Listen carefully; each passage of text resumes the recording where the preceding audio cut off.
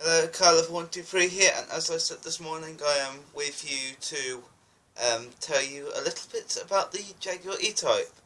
First, let's move on to stats, shall we? We're measuring at a length of just under 14 foot and a width of just over 5 foot, and with a height of exactly 4 foot tall. It was quite a long car, but also short, which meant it was extremely aerodynamic, which was liked by many of the other car companies at the time, not just small ones but major ones, including Enzo Ferrari, who, and I quote, said, "This is the most beautiful car ever made," which led on to him using aerodynamics and wind tunnels to create his cars in the future.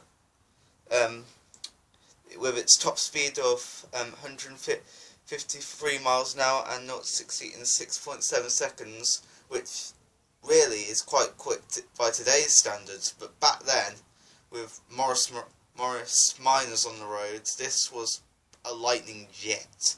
I mean, the closest car at the time was the Mercedes 300 SL, which could only do 140, so that's like taking a Bugatti Veyron today, and which goes 268, getting a car that goes 285 miles an hour.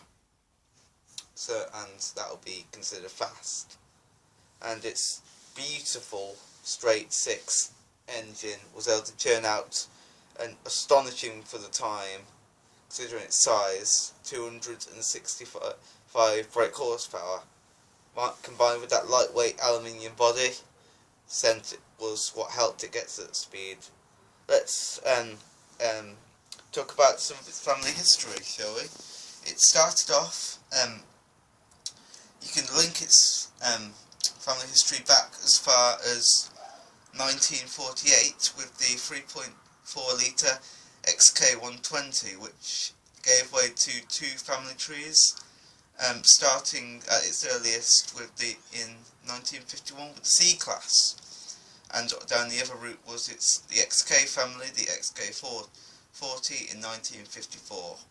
The C-Class gave way to the D-Class in 1954, just 3 years later, and down the XK route the XK150 in 1956. Then we go back to the D-Class family tree, which then a few years later in 1957 gave way to the much more powerful 3.8 litre D-Type, which also later gave rise to the first prototype E-Classes, which were at the time called the E1A prototype and the E2A prototype, which it basically used the body of the A2A prototype and the engine, the 3.8 litre used from the D-Type, to create the original E-Type in 1961. Then there was the Mark II, which had a bigger 4.2 litre engine, and then gone on to the 3 Series, which had a much bigger 12-cylinder engine, and they were all available in either coupe or roadster form.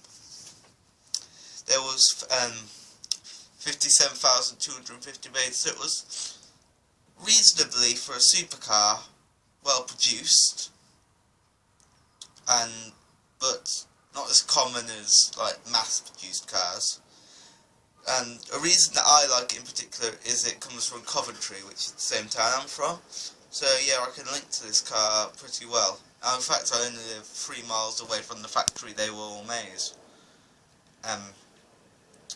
So yeah, I think, especially considering it's its 60th birthday soon, and I think that needs to be celebrated, really. I mean, its 50th, the best it got was a small piece of information in the Daily Telegraph and a thing in Top Gear, like a review on it.